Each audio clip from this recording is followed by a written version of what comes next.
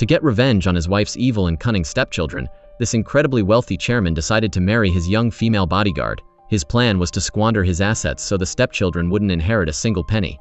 It all started not long ago. That day, Young Ran had an interview at Ga-sung Corporation to get a job as the personal bodyguard for Chairman Song-hoo. Young Ran came from a dirt-poor family. What's more, she was carrying a huge debt and seemed unable to pay it off.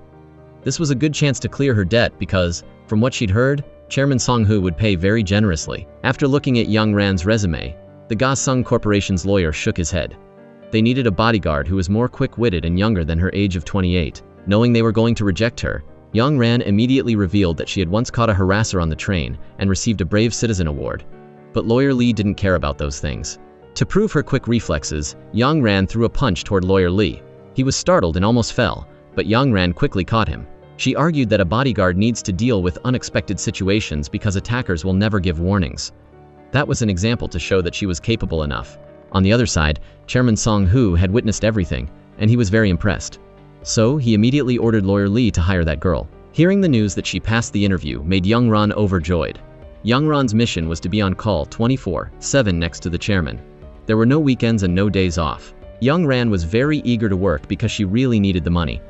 Just then, Lawyer Lee received a call from his subordinate informing him that they had discovered Young Ran had a criminal record. Consequently, she was immediately rejected without any explanation. Young Ran walked away in utter despair.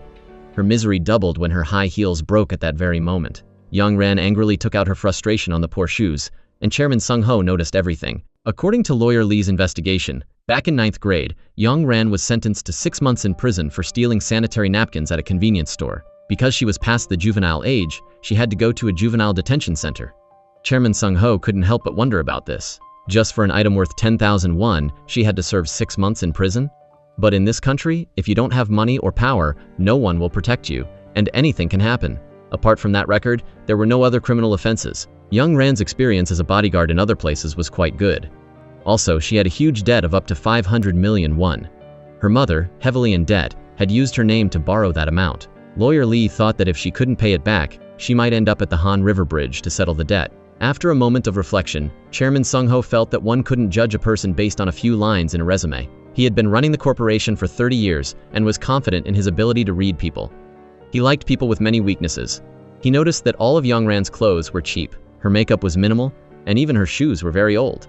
With that level of desperation, even if he was a bit unreasonable, she would grit her teeth and bear it. Then he told Lawyer Lee to call her because he had something to ask. Lawyer Lee called Young Ran to ask about the fact that after the interview, she had slammed her shoe against the wall. He wanted to know what she had said at that moment. Young Ran revealed, "I said sorry. Sorry for taking my anger out on the innocent shoes." Just hearing that, Chairman Sung-ho said that she was hired. He valued a poor person with a conscience like that.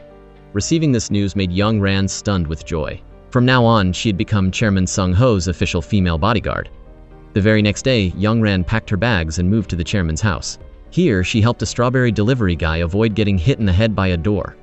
Dongmin thanked her and was really focused on her. The housekeeper then briefly introduced everything here to Young Ran, telling her that the chairman would be in the main house, while the staff, like us, would be in the auxiliary building.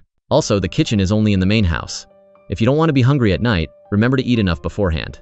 This is the room that Young Ran will be staying in. She will be sharing it with the housekeeper's assistant.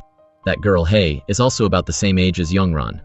Just then, Lawyer Lee called Young Ran because he needed to discuss something. After she left, the housekeeper opened Young Ran's luggage without permission. She shook her head when she saw the very old-fashioned clothes. Lawyer Lee explained the job to Young Ran, telling her that the daily schedule would be sent to her phone from 9:00 p.m. the previous night. The chairman doesn't like to talk much and doesn't like people interfering. After 11 p.m. she must stay in her room until morning and is not allowed to go out even a step. Here, Lawyer Lee also revealed that she is the 5th bodyguard this year. High salaries come with a reason. Young Ran returned to her room and saw that her bag had been opened. She thought that her roommate, Hai Ji, had opened it and criticized her. In response, Hai Ji said, "What would I get from rummaging through the bag of someone as pathetic as you?" Young Ran didn't care about those words, which made Hai Ji curious. Young Ran revealed, "I don't live in luxury to be hurt by those words." Hearing this really impressed Hai Ji. Hai Ji proactively wanted to be friends with Young Ran, to go to movies or have coffee and eat together. But Young Ran didn't like it because those things cost money, so she didn't want to. That evening, Chairman Sung-ho skipped dinner again because of the dishes the housekeeper cooked. At the same time, Young Ran was also there. The housekeeper saw her and told Young Ron to just eat it, saying it was top-grade Hangu beef. Young Ron didn't hesitate and immediately sat at the table. She was really excited to be playing the role of an aristocrat. Until she tried a bite, she understood why the chairman skipped meals. It was so bad that even someone like her couldn't eat it, which says a lot. Young Ran then had to search for instant noodles to eat. At this time, she discovered something suspicious inside the glass cabinet. She was about to open it to see when the housekeeper appeared, so she couldn't. Late that night, when everyone was sound asleep, Young Ran quietly left her room. She went to the kitchen to find that suspicious cabinet. Young Ran discovered that there was a hidden camera inside. She immediately removed it, and everything was captured by Chairman Sung Ho. In this house, he had secretly placed many cameras like that. Young Ran continued to look for other cameras. She found another one, and then threw a punch toward the frame, making Chairman Sung Ho laugh. The next day, Chairman Sung Ho criticized Young Ran for dressing so sloppily, saying, "What will you do if an attacker grabs that loose sleeve?" Young Ran rolled up her sleeve, revealing a large scar. At this time, Chairman Sung Ho understood the reason. Chairman Sung Ho then attended the launch of a new instant noodle product. The presenter was the chairman's wife's incompetent stepson, Sun Gu. Sun Gu's idea was to put pictures of popular music groups on the product. Chairman Sung Ho shook his head in dismay at this idea. Most customers who buy instant noodles are adults, while only teenagers are fans of those music groups. He always insisted that food businesses shouldn't compete with temporary marketing but with taste. He immediately left, leaving Sun Gu trying to hold him back. This incompetent son's track record was 3 business losses in his projects. That evening, the chairman's wife's stepdaughter called the housekeeper to ask about the new female bodyguard. The housekeeper revealed that from head to toe, she exuded poverty. The chairman won't like pitiful people like that, so there's nothing to worry about. The housekeeper also saw the chairman's recent health check results. She discovered that his cholesterol levels were very high. The chairman's diet was prepared by the housekeeper according to the requirements given by the stepdaughter, Seon Young. She wanted the chairman to die as soon as possible to inherit all the assets. The next day, Chairman Sung Ho visited the grave of his late wife, as today was her death anniversary. Seon Young was also present here. She kept staring at Young Ran with a suspicious look. When Chairman Sung Ho placed flowers on his wife's tomb, Seon Young knocked them away to place another bouquet. She criticized Sung Ho, saying that even though they were only married for a year, he should know what kind of flowers her mother liked the most. They were expensive and vibrant peonies. "Mother and I have lived comfortably since we were young, as daughters of a wealthy family." On the other side, the driver revealed to Young Ran that the chairman married a woman who had 2 stepchildren. She died in a traffic accident just 1 year after they got married. The chairman also has an illegitimate daughter. After bringing her back when she was grown, the chairman sent her to study abroad. But she got involved with drugs and men and died suddenly in the United States. The driver advised Young Ran to be careful with that girl. She always monitors every woman who approaches the chairman. The housekeeper will always report the chairman's every move to her. Just because of this fortune, they are always praying for Chairman Sung Ho to die soon. Outside, Chairman Sung Ho wanted to talk privately with Young Ran, so he told the driver to buy a cup of coffee. Immediately afterward, he asked about the scar on Young Ran's wrist. She said she was beaten, but she didn't reveal who hit her. Then it was her turn to ask Sung Ho, did the chairman install secret cameras? At first, I thought the chairman was a pervert, but there aren't any in the bathroom or dressing room.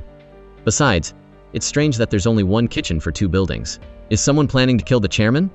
He immediately gave Young Ran a light smack and told her to continue looking for hidden cameras, just like a treasure hunt when she was a kid. Lawyer Lee informed the housekeeper that the chairman would not have lunch today. He also wondered why she, as a housekeeper, always wanted to be a chef. He implicitly advised her to stop because her cooking was too terrible. Immediately afterward, the housekeeper gave the food she had prepared to Haiji, but she was also fed up with the dishes she cooked. Lawyer Lee had to go buy fast food for Chairman Sung Ho. Apart from the fact that the housekeeper's cooking was now terrible, he couldn't trust food cooked by people planted by Seon Young. The next day, Lawyer Lee gave bonuses to the workers, and they would have a few days off to visit their hometowns.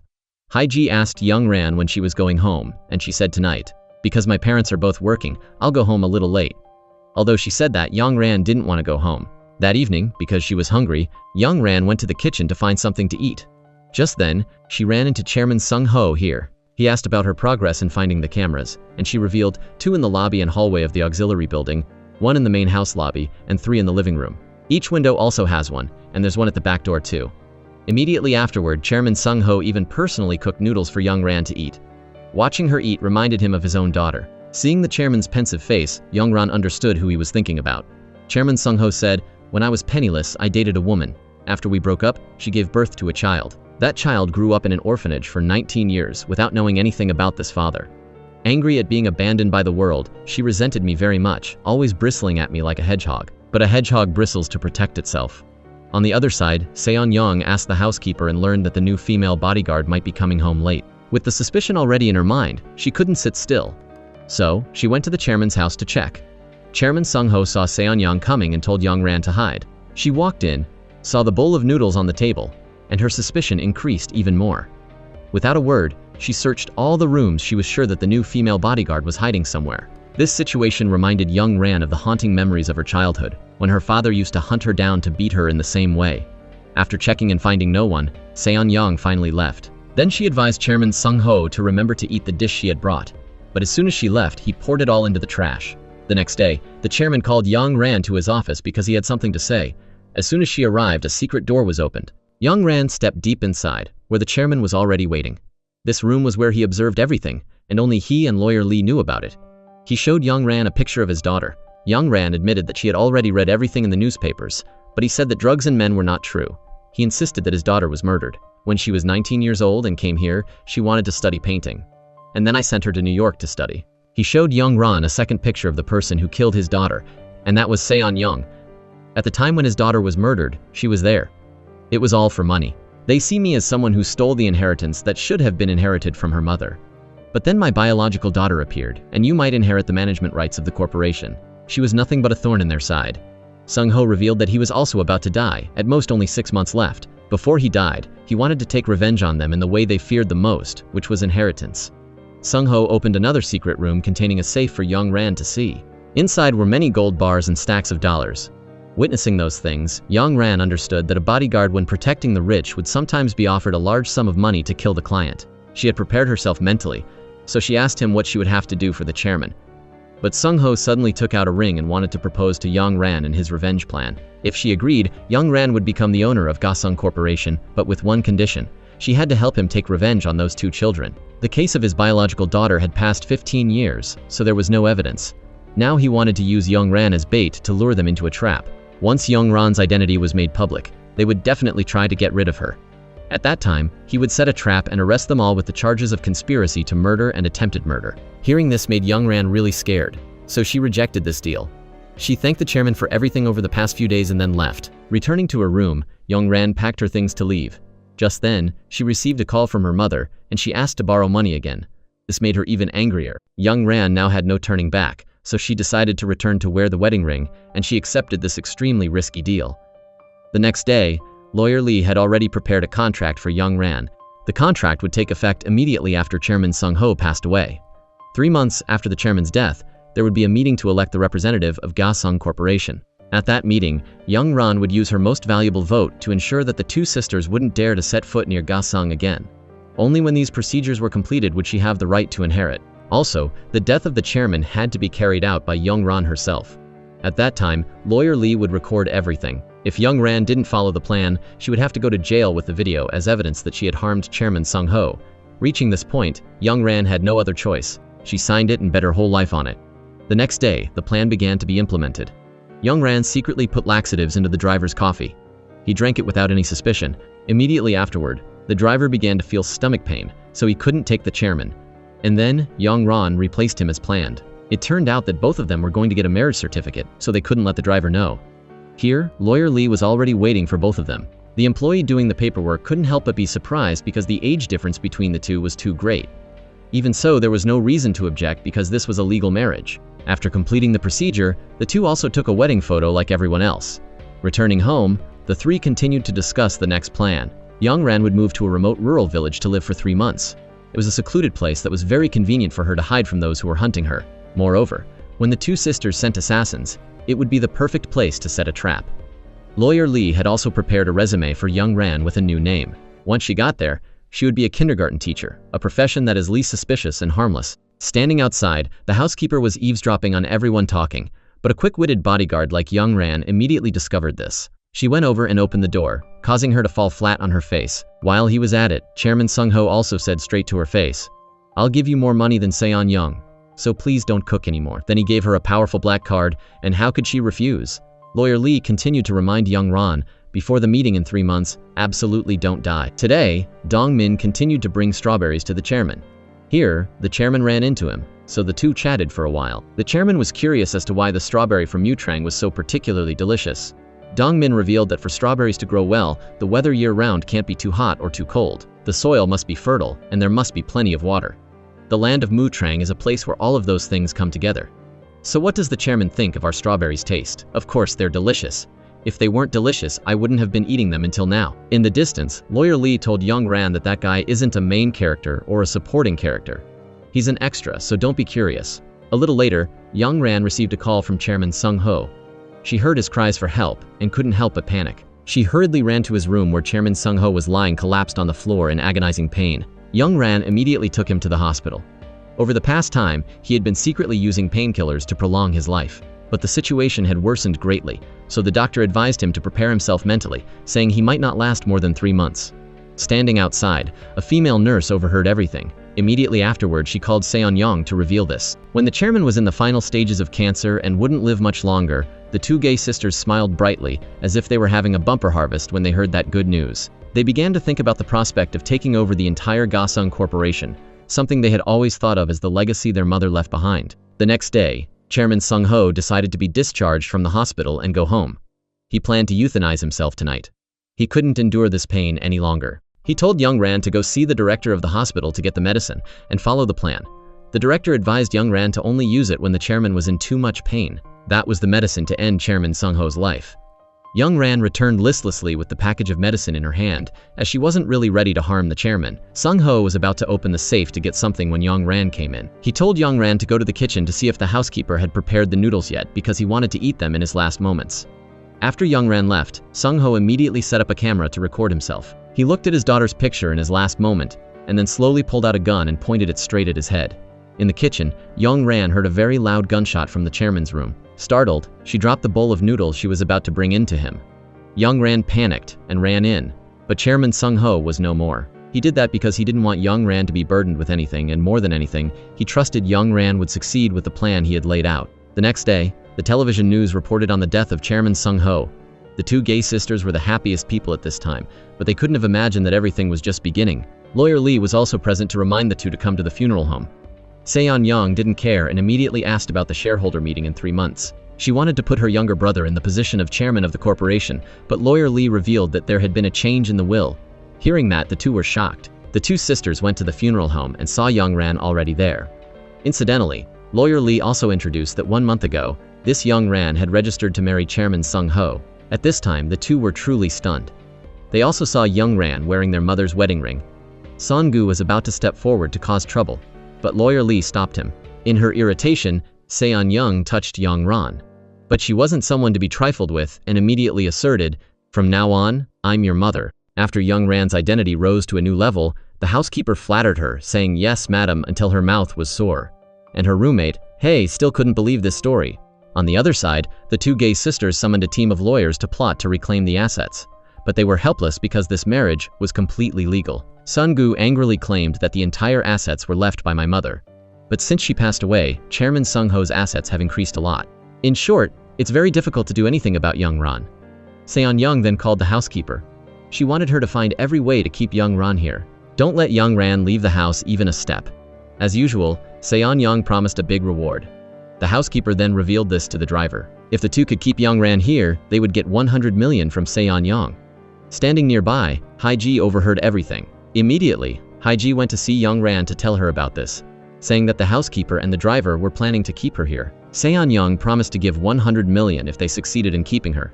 The next day, the housekeeper made coffee for Young Ran and didn't forget to put sleeping pills in it, and the driver prepared a golf club in advance to attack her. Thanks to Haiji, Young Ran foresaw everything. She threw the cup of coffee straight at the housekeeper's face and then turned to knock down the driver, who was waiting to ambush her. Immediately, Young Ran left there.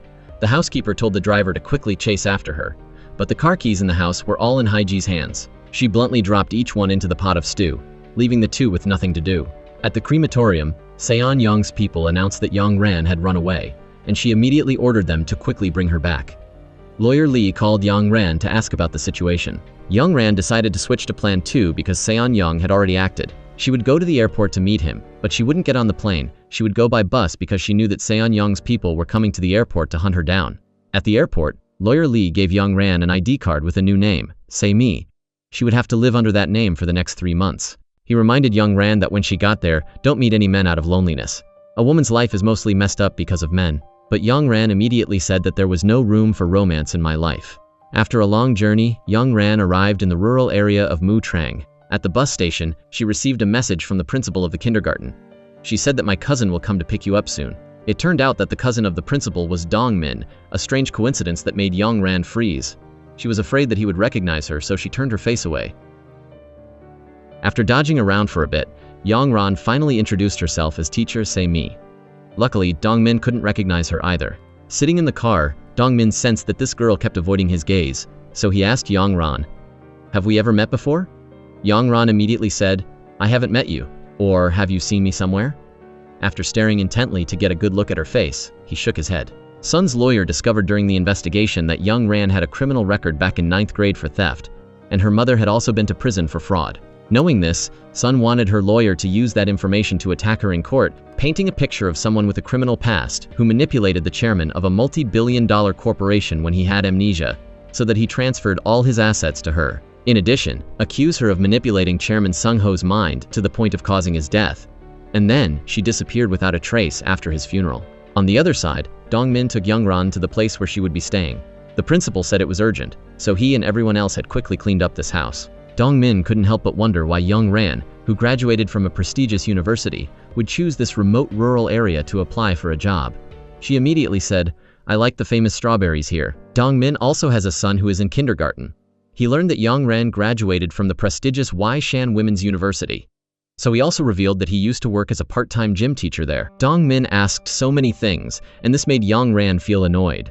So she advised him to pay less attention to me and subtly sent Dong Min away. The friend Tae Min just read an article about the late Chairman Sung-ho, where the press wondered who the female bodyguard, 40 years younger, who married him was. Dong Min wondered to himself if he had ever met her before, because he had delivered strawberries to the chairman's house many times.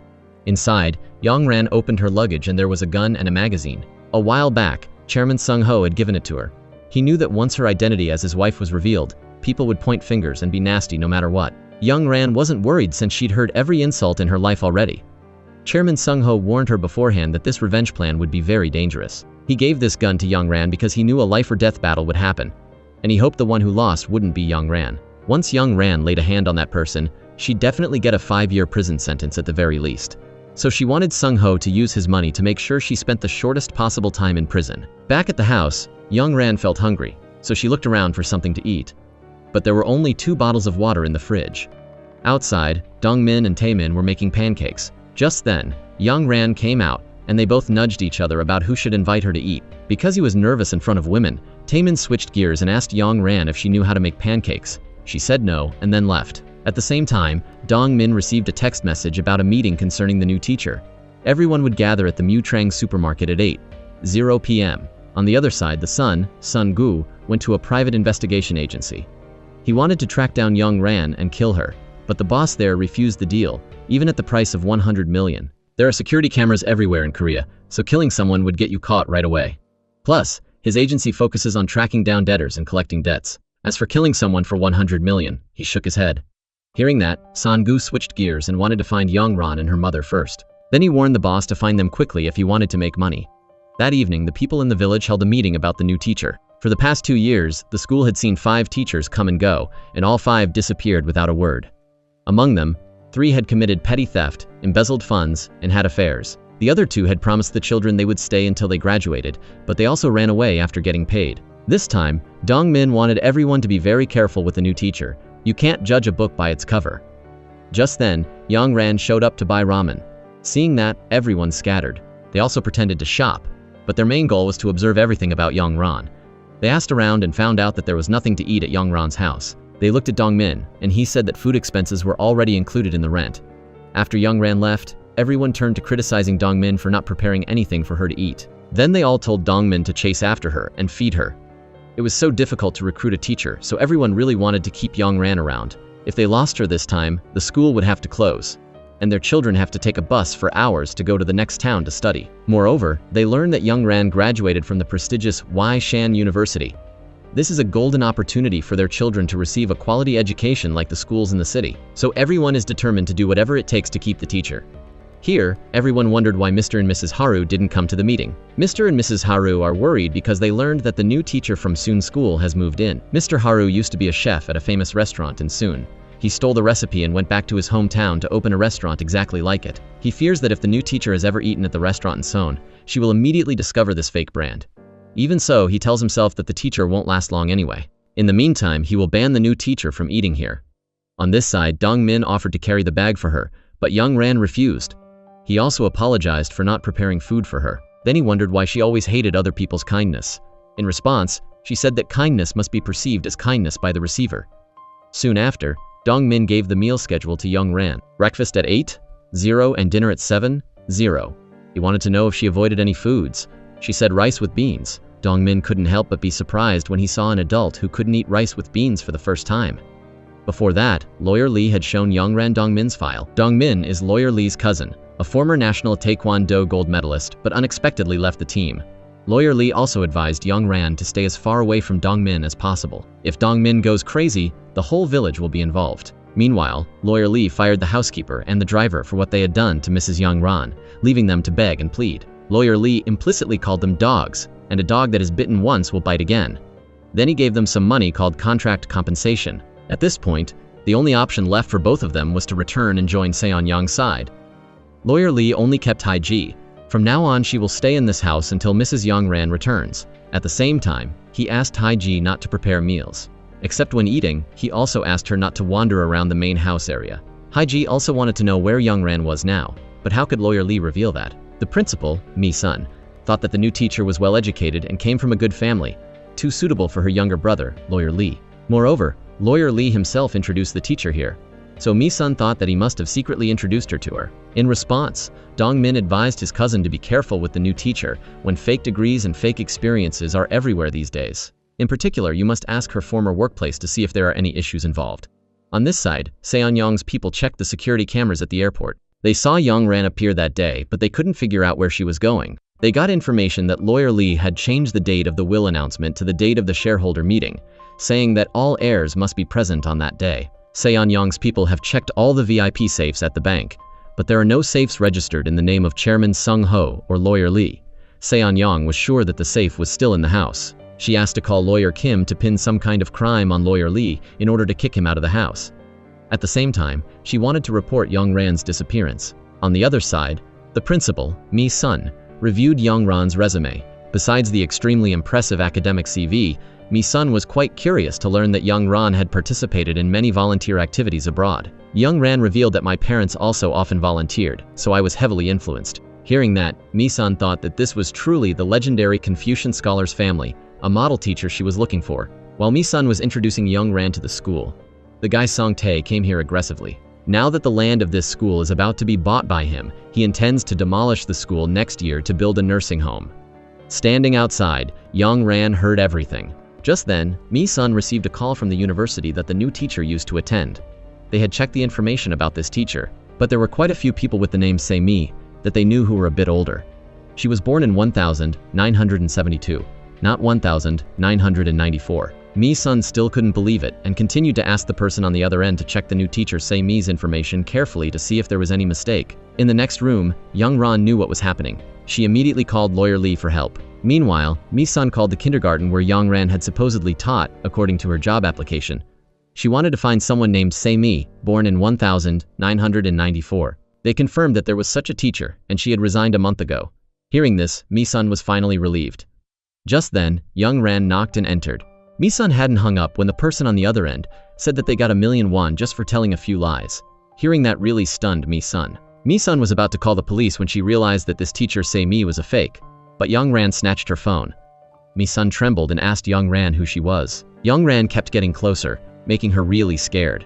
Mi-sun opened the window to call for help, but Young Ran pulled her back. At this point, Mi-sun wondered how she had seduced her younger brother.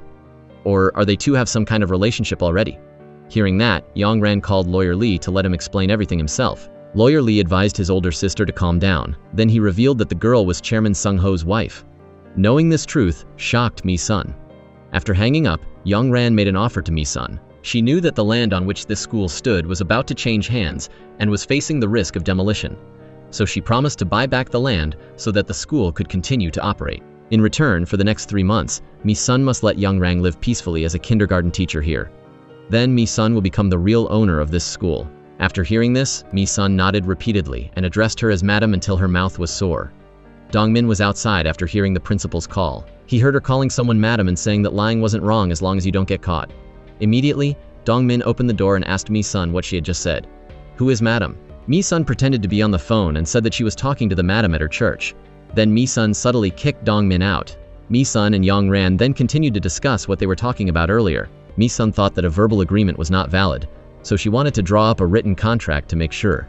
Young Ran promised to discuss this with lawyer Lee later. Hearing that made Mi-sun overjoyed. Young Ran revealed that only Mi-sun knows that she is an imposter in this whole village of Emtrang. So she wanted Mi-sun to keep her mouth shut and not let anyone know. She also revealed that I only graduated from middle and high school, and I even had to go to reform school for stealing sanitary napkins, and everything in my resume is fake. If you're more curious about me, just find some articles to read. Only the fact that they call me a gold digger is completely untrue. Moreover, lawyer Lee and I don't have the kind of relationship you think we do, because he's not my type. Outside, Young Ran received a call from the camera installation staff. They had installed many cameras around the area according to her request. Meanwhile, Dongmin was still suspicious of this new teacher. He asked Mi-sun if she had thoroughly checked her resume. Mi-sun firmly insisted that she had. She had directly called Shan University to check everything, and there were no mistakes in her education or experience. On the other side, Song-gu and his gang went to this woman to ask about Young Ran's mother, So-young, since they were both in prison for multi-level marketing fraud. But Ms. Han-uk insisted that she didn't know anyone with that name. Song-gu promised to buy 100 bottles of her foot soak. In return, he wanted to know where Ms. So-young was now, but Ms. Han-uk still refused to say. After they left, Ms. Han-uk called Ms. So-young.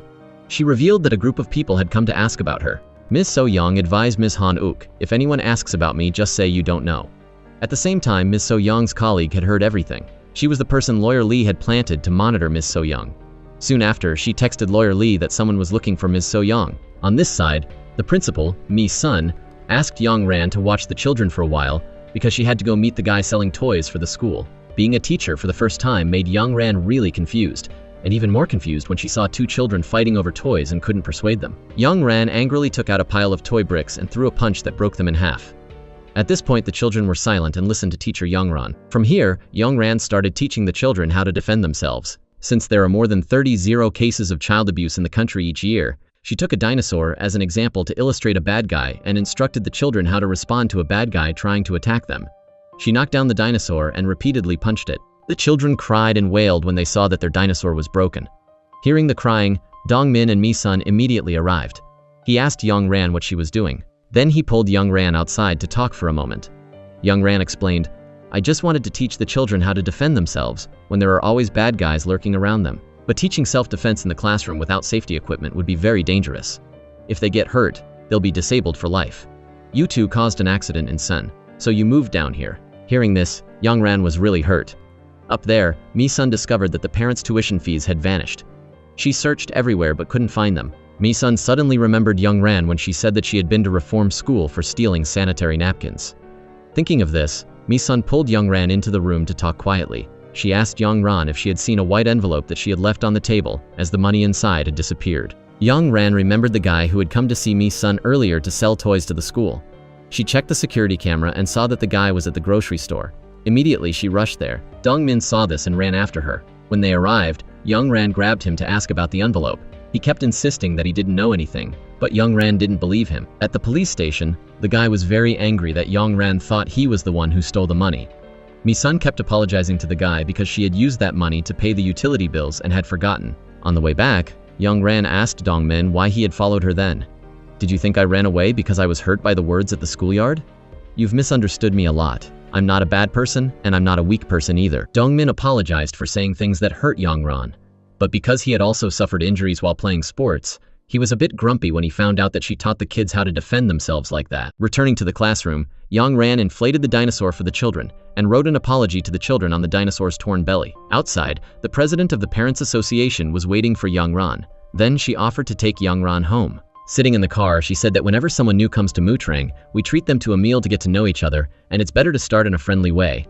"I don't know what this teacher likes." Young Ran found out that she had been on a call to find out her preferences, and the person on the other end was 2 other parents listening in to prepare a meal for the new teacher. Knowing this, Young Ran only said luxurious dishes so they couldn't prepare them, such as first-class Hangu beef, and the abalone must be the natural type caught in the Wando Sea. Soon after, Young Ran asked to get out of the car even though there was still a distance to go. On this side, Haiji entered Chairman Sung-ho's office without permission.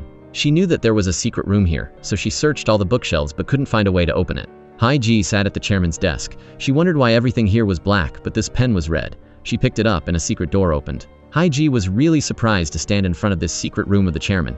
She discovered on the table Young Ran's fake resume, along with a photo of the kindergarten in the village. Just then, Haiji saw the housekeeper and the driver outside the gate. Immediately, Haiji went to open the door. They were about to enter the house, but she stopped them.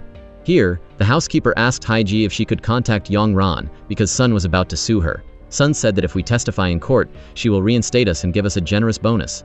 Hundreds of millions, not a joke. Haiji revealed that she didn't know exactly where she was, but she was sure that if she observed Lawyer Lee for a few more days, she would find out. Then she promised to contact the two of them after finding out where Young Ran was. And inside, Haiji cursed the two of them as fools, as information about Young Ran must be worth billions, not hundreds of millions.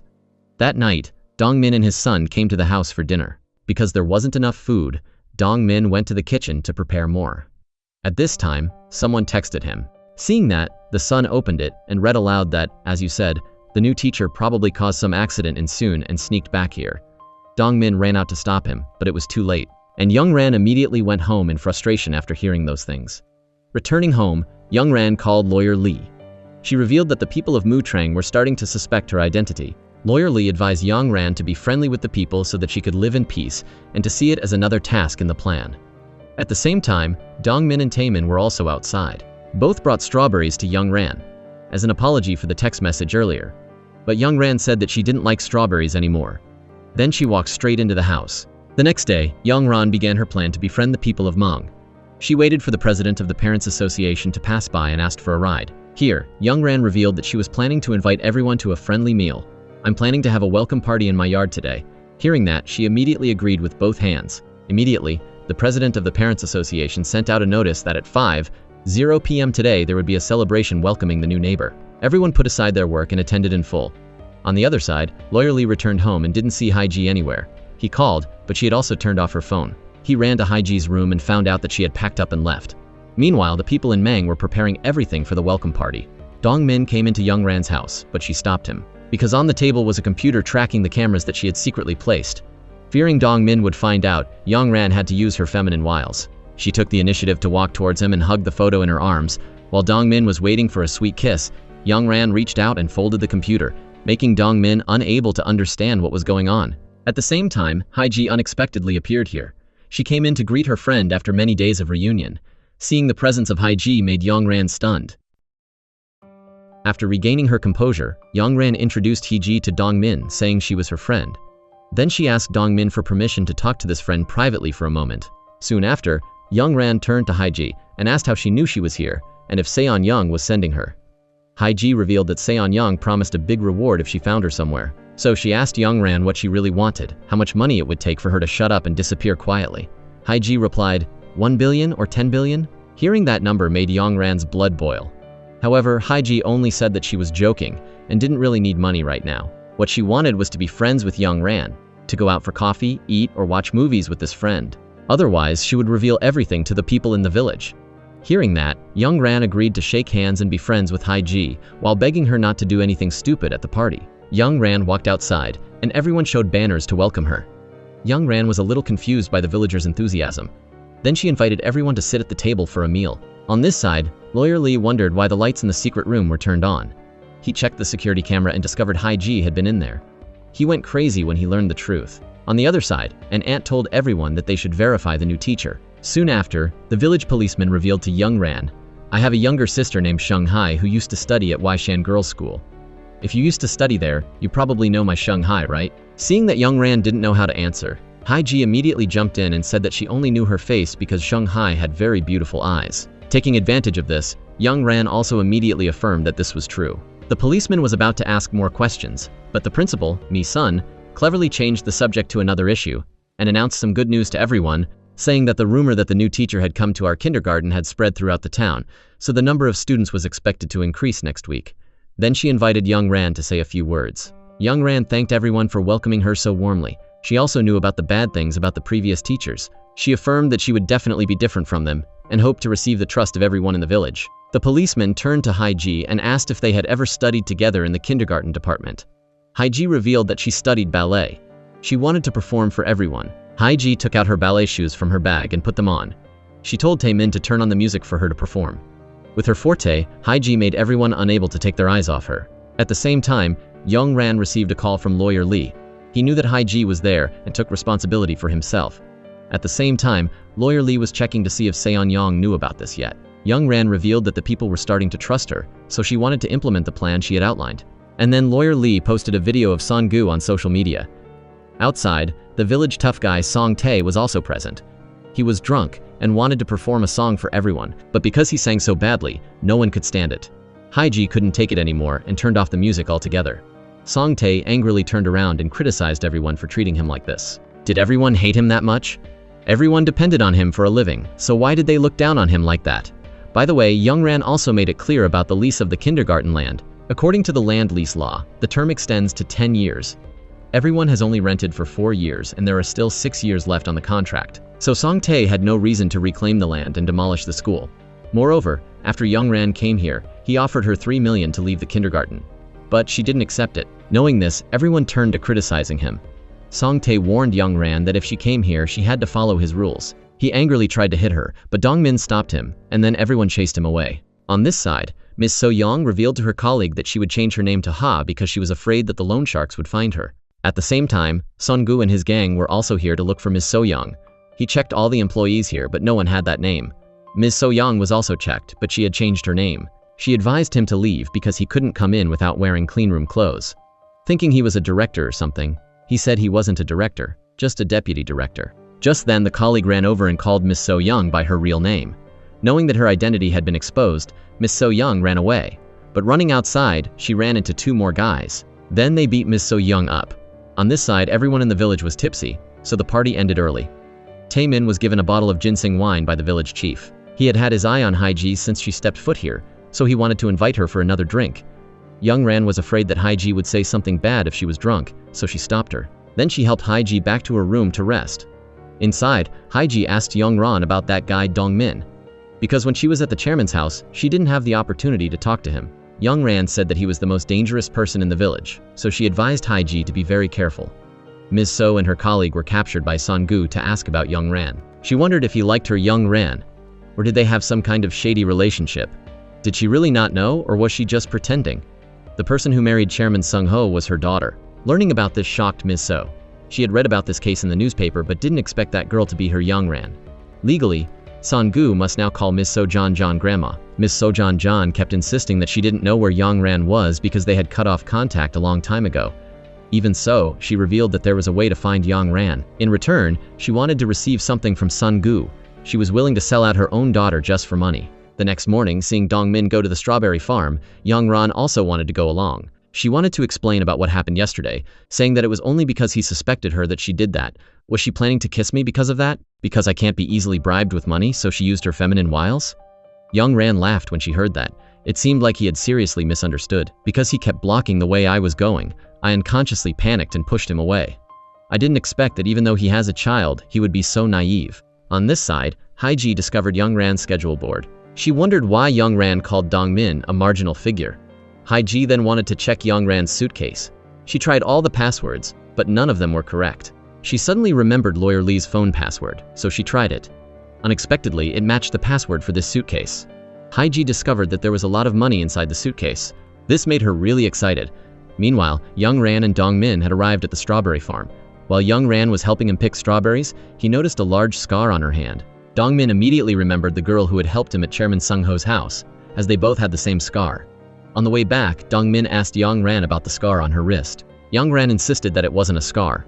Dongmin said that everyone had a few scars on their body. He lifted up his shirt to show Young Ran his scar. On this side, Seon-young called her younger brother Son-gu to ask about the situation. On social media, a video was spreading of him not allowing female employees to take maternity leave and even aggressively trying to hit employees. Seon-young angrily slapped her younger brother for his stupidity because this video would greatly affect the image of the 2 sisters.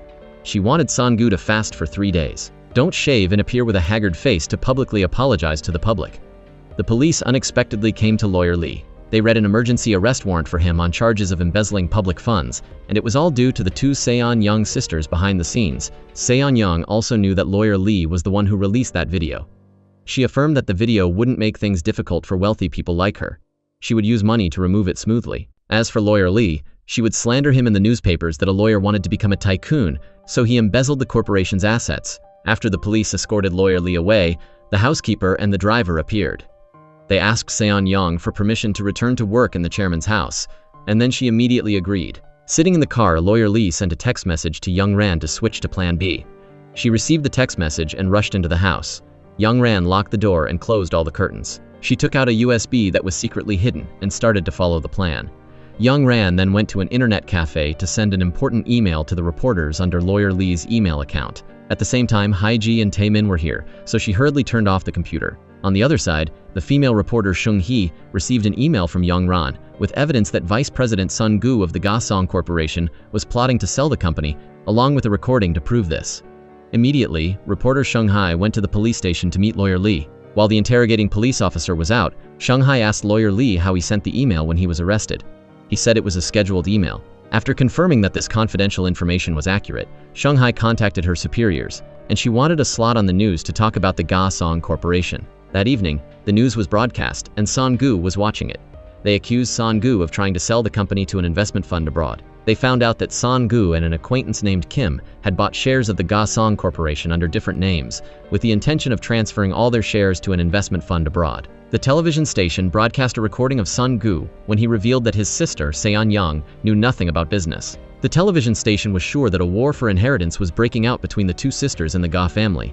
Previously, this plan had been conceived by Young Ran and Chairman Sung Ho. She wanted to help him split the two sisters of the Ga family, and hearing this made him very interested.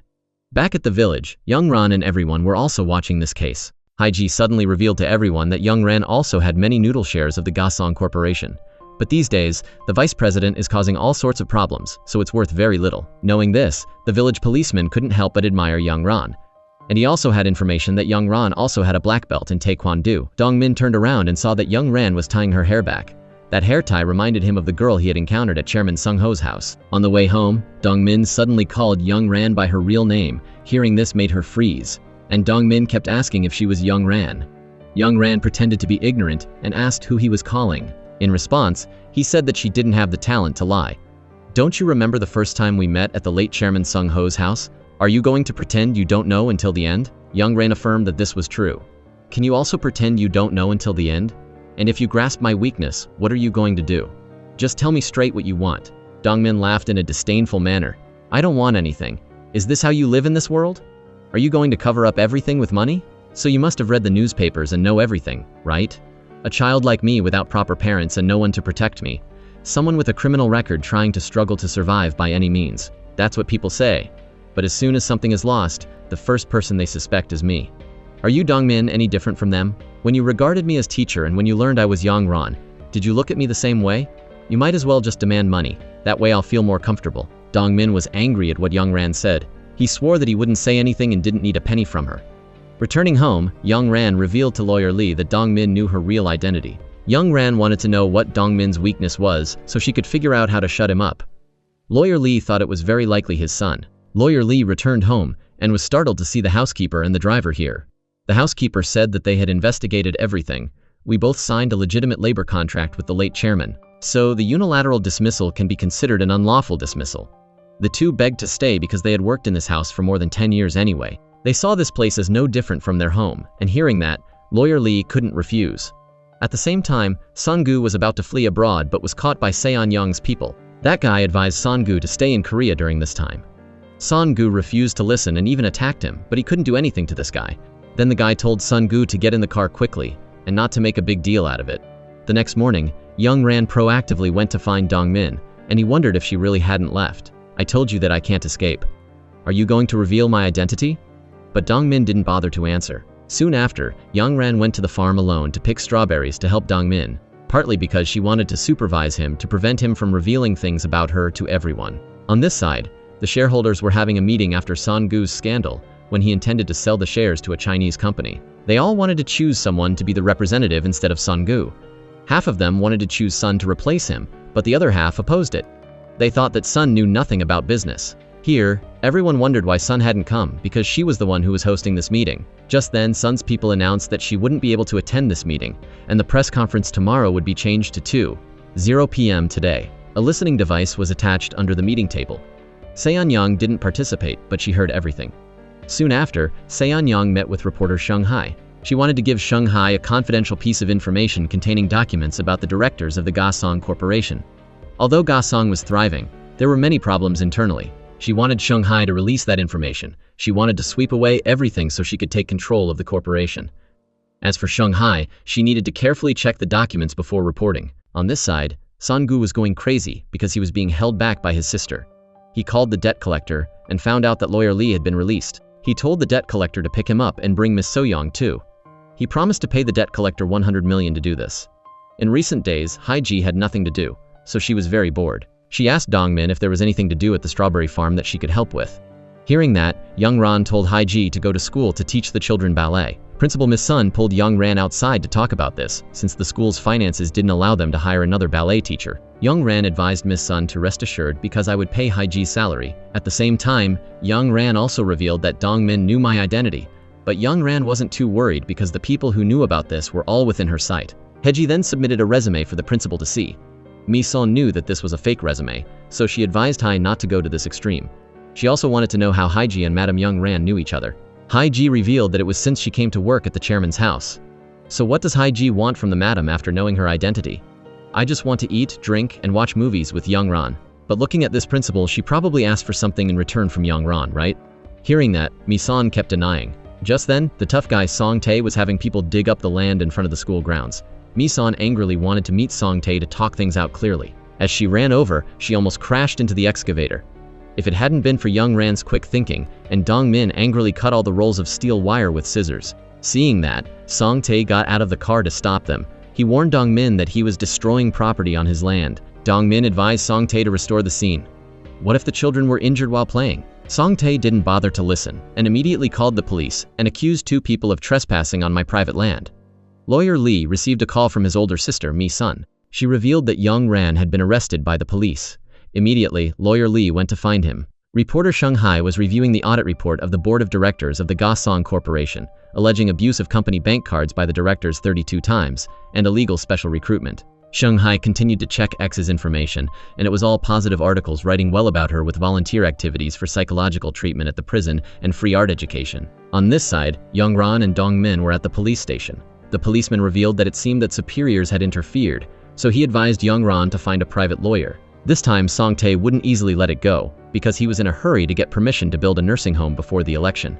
Just then, Song Tae also appeared and was accompanied by a private lawyer. He accused Dong-min and Dong-jia of trespassing on his land. Meanwhile, Miss Sun was impatient because her younger brother, Lawyer Lee, still couldn't arrive. He wanted his older sister to stall for time because he would arrive in 5 minutes. Hearing that, Hai wanted to handle this case. Inside, the police officer asked Dong-min and Dong-jia to produce their identity cards.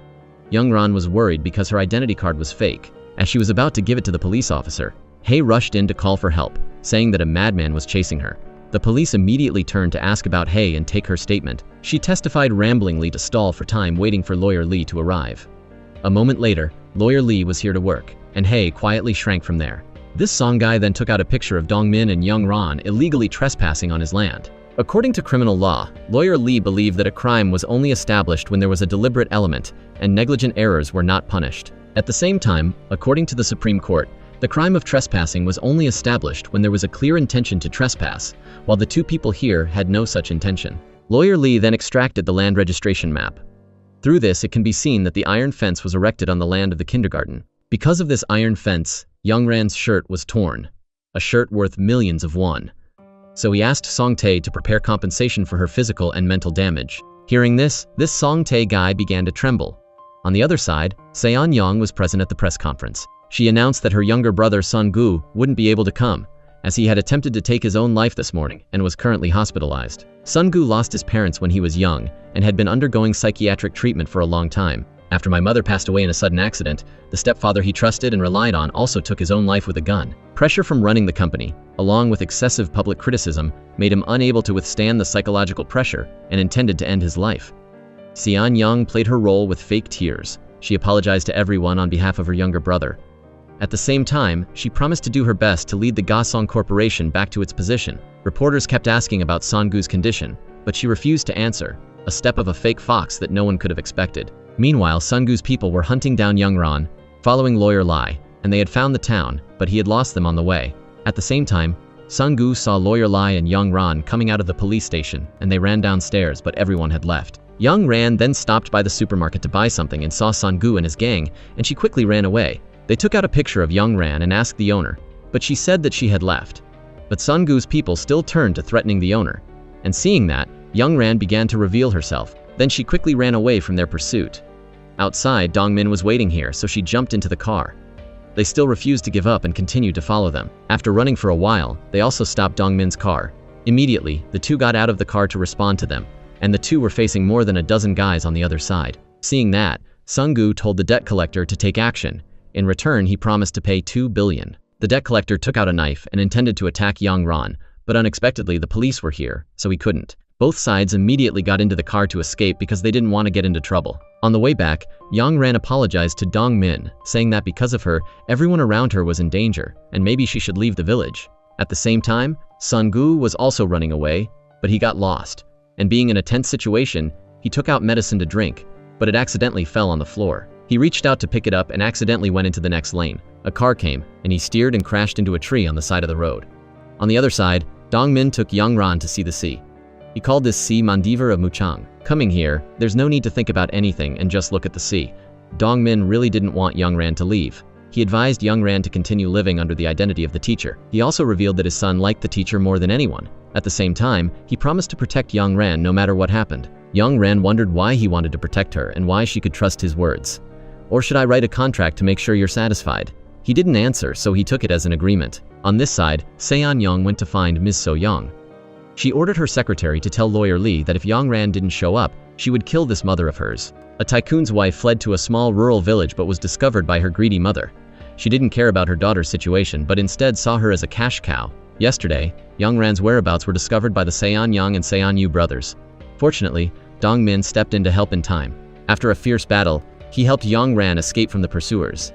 Thanks to this, Young Ran became more trusting and fond of Dong Min. Through the security camera, she saw Dong Min renovating the farmhouse, especially installing more lights outside.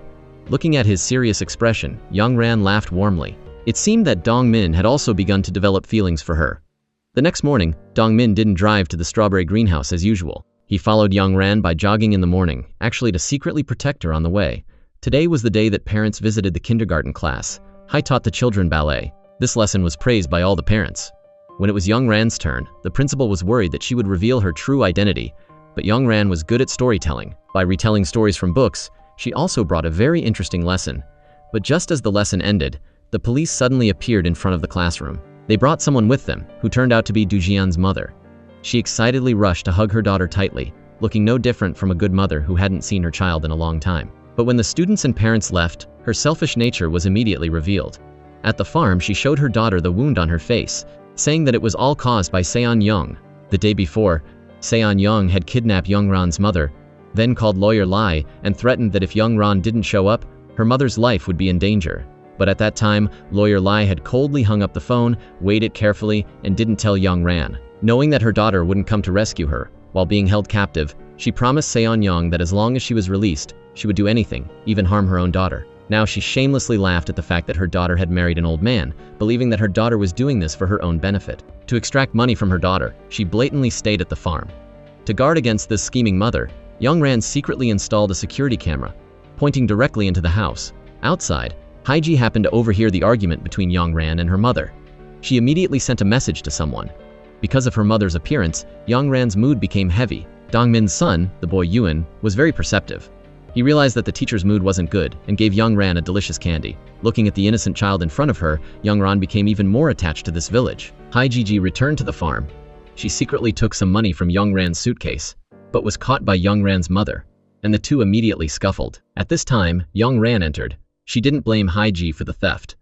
Compared to Haiji, she was more worried about her mother's plot. While talking, Young Ran's mother deliberately asked her daughter whether the chairman had really taken his own life or not. Young Ran didn't answer directly, making her even more confused, not knowing which side to take to make a profit. At this time, Dong Min appeared at the farm. Young Ran's mother took the opportunity to secretly take pictures of the two talking and sent all the photos to Seon Young. She had no idea that her actions had been recorded by the camera. Through the surveillance screen, Young Ran clearly saw everything her mother had done, but she couldn't understand what her mother was planning. For Young Ran, an enemy with an unclear purpose was the greatest danger. To keep the secret, she was forced to tell her mother about her current identity as a teacher and asked her to keep this a secret. As long as it was beneficial, she naturally didn't intend to say it. In Mujang, Young Rang's mother quickly approached Dong Min, starting to ask all sorts of things like investigating his household registration. Through that, she learned that Dong Min was a strawberry farmer and a single father. Today, Young Ran's mother came to the village supermarket. After buying things, she stood outside the supermarket taking pictures everywhere. As always, she sent all the photos she took without missing a single one to Seon Young and promised to quickly complete the assigned task. At the same time, Dong Min was at the strawberry greenhouse when he suddenly received a call from the supermarket owner. She reported that Yuan had just been playing in front of the supermarket and had now disappeared. Dong Min frantically rushed to find him. The loudspeaker immediately sounded throughout the village to search for a missing child. Young Ran also used security cameras to assist in the search. On the surveillance screen, she saw the figure of her mother in front of the supermarket where Yuan was playing, then witnessed the scene of the boy being led onto a car. Young Ran immediately questioned her mother, suspecting that she had lured and kidnapped Yuan. But her mother acted innocent, insisting that she didn't do anything and sarcastically saying that Dong Min was dirt poor, so kidnapping his son wouldn't bring any benefits. Young Ran immediately contacted Dong Min, while she herself followed the trail to the town. Finally, she found Yuan. The boy was almost hit by a car while crossing the street. Young Ran didn't think much, rushing to hug him. He sobbed, explaining that he had seen his mother. It turned out that this time Young Ran had really misunderstood her mother. Yuan had only seen a figure resembling his mother, so he followed a kind stranger onto the car to get to town. Dong Bin also quickly ran over and hugged his crying son tightly, both heartbroken and blaming himself for not understanding how much his son missed his mother. On the way back, the boy fell asleep, but still held his teacher's hand tightly. Young Ran didn't pull her hand away either. She was truly moved by the boy's heart. As for Dong Min, he was outwardly sulking, blaming Young Ran for risking her life rushing out in front of the car. But Young Ran realized that he was actually just worried about her. She gently gave Dong Min a delicious candy, making him laugh softly. Finally, Yuan personally saw his teacher home.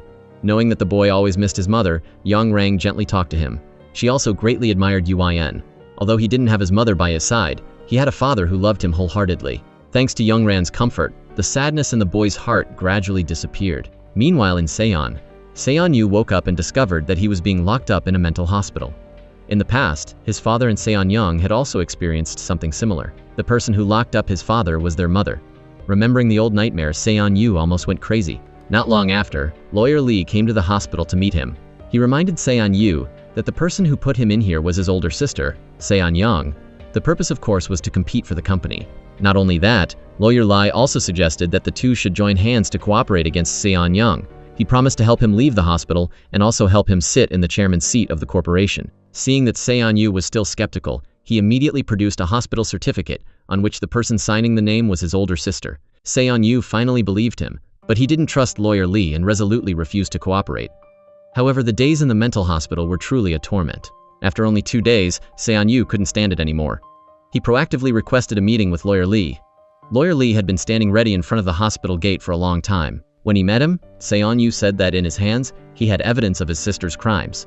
This was what Lawyer Lee was aiming for. But at that moment, he discovered that Seon Young's people had found this place. He immediately took Seon Yu and ran away. The two managed to escape the pursuit. On the way, Seon Yu complained of a stomachache and wanted to go to the bathroom. Lawyer Lee stopped the car at the gas station, but a few minutes passed, and Seon Yu still hadn't returned. Feeling that something was wrong, he immediately went to the bathroom. Sure enough, Seon Yu suddenly rushed out, attacked Lawyer Lee strongly, then stole his car and ran away. Seon Yu escaped, but Lawyer Lee wasn't afraid at all because everything was within his plan. 2 days ago, while in Mujang village, he had seen Seon Yu get into an accident and become comatose. From that moment on, this plan had been arranged, and now thanks to the phone he deliberately left in the car, he knew everything. Yesterday, Seon Young contacted a mysterious person and ordered the elimination of Young Ran. Very quickly after that, a bus driver came to the kindergarten in Mang.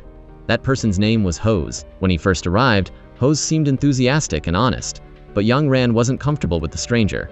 She immediately asked the principal for his resume. The file clearly stated that Hose had worked at a Sungtae transport company. Young Ran immediately called that Sungtae to verify, but Sungtae only kept records of former employees for 5 years, while Ho's time working was 7 years ago. Young Ran could only secretly observe him, but in a short period of time she couldn't find any loopholes at all.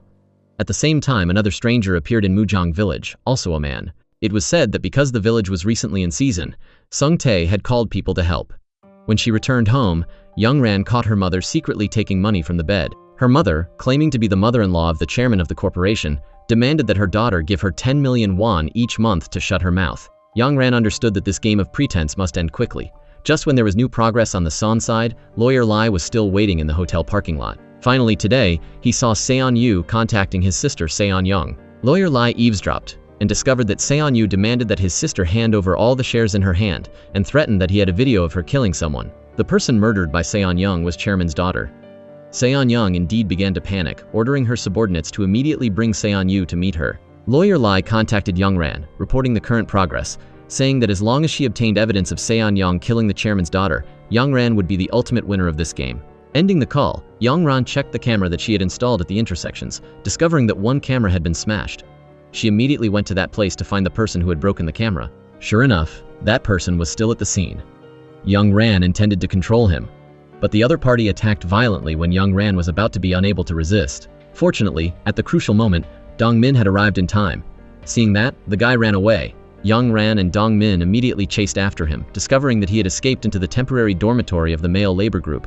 Dong Min stepped forward to check. Seeing that the person Sungtae had called to work seemed very suspicious, he decided to find Sungtae to ask clearly tomorrow. Young Ran told Dong Min that when she was fighting just now, she had seen a scar on his collarbone. Dong Min took Young Ran's phone and set his number on speed dial, so in case something happened, he would arrive faster than the police. Young Ran returned home, and once again checked the camera, discovering that when she was fighting, Hai-ji was standing nearby and secretly sending a message to someone. From this moment on, Young Ran became even more suspicious of Hai-ji. The next day, Dong Min asked Young Ran more carefully about the characteristics of the stranger, then went to find Sungtae in the village, obtained information about the hired laborers who came from other places, and then met with each of them one by one, asking if anyone had ever seen a man with a scar on his collarbone. In addition, he also went to the police station, pretending to say that he had met a suspicious person in the village, asking the police to increase patrols after preparing everything. The rest was Dong Min's protection for Young Ran.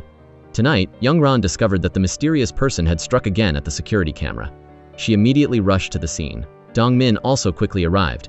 The two coordinated to block the camera smasher in the middle, working together to control him. Unexpectedly, he was the hired worker that T had called, but when checking his collarbone, there was no scar. He explained that he only received money to work. Someone hired him online to destroy the camera. The location of the devices was also sent by the other person.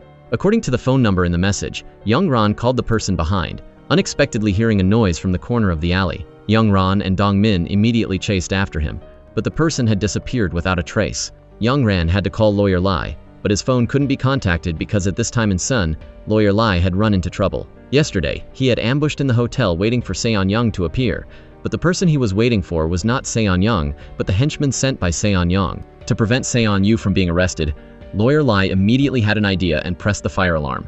The alarm went off violently. Seon Yu took advantage of the chaos to escape from the hotel room, while Lawyer Lai was discovered by Seon Young's henchman. He ran down to the parking lot but was attacked from behind by two men, then kidnapped. It turned out that they were members of the gang.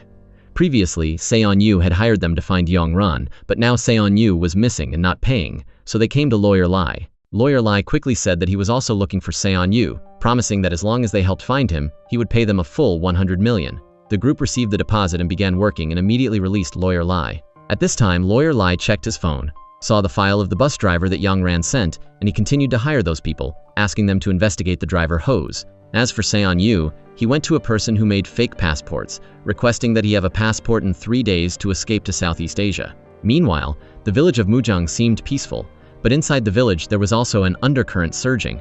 A child in the kindergarten accidentally spilled water on Jose. Jose had to go change his clothes. At that time, Hai-ji happened to pass by and saw a very large scar on Jose's back. Young Ran questioned Hai-ji, wanting to know the reason why she followed and monitored her last night.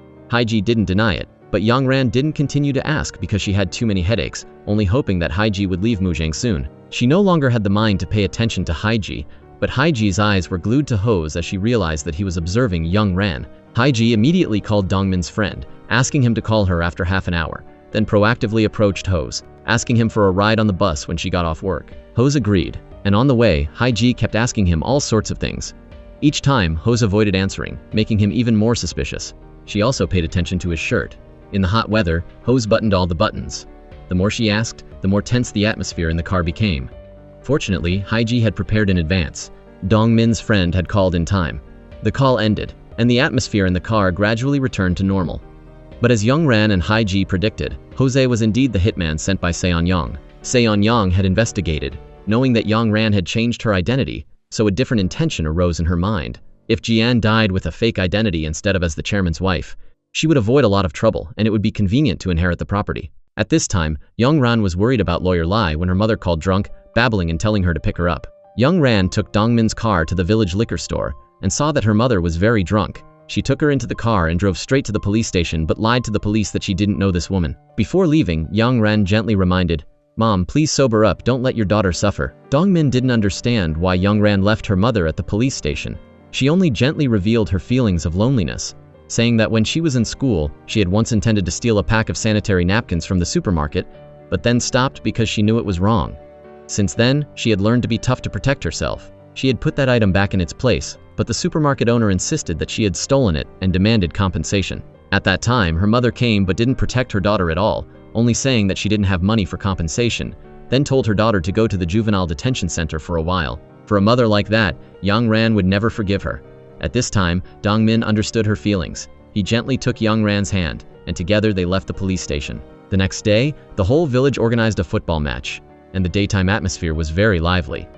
Later, Young Ran received a call from Lawyer Lai. He had finished investigating, knowing that Ho's had a criminal record, and it was almost certain that he was the hitman sent by Seon-young. After confirming the hitman's identity, Young Ran sent a message to Ho's telling him to come to her house tonight.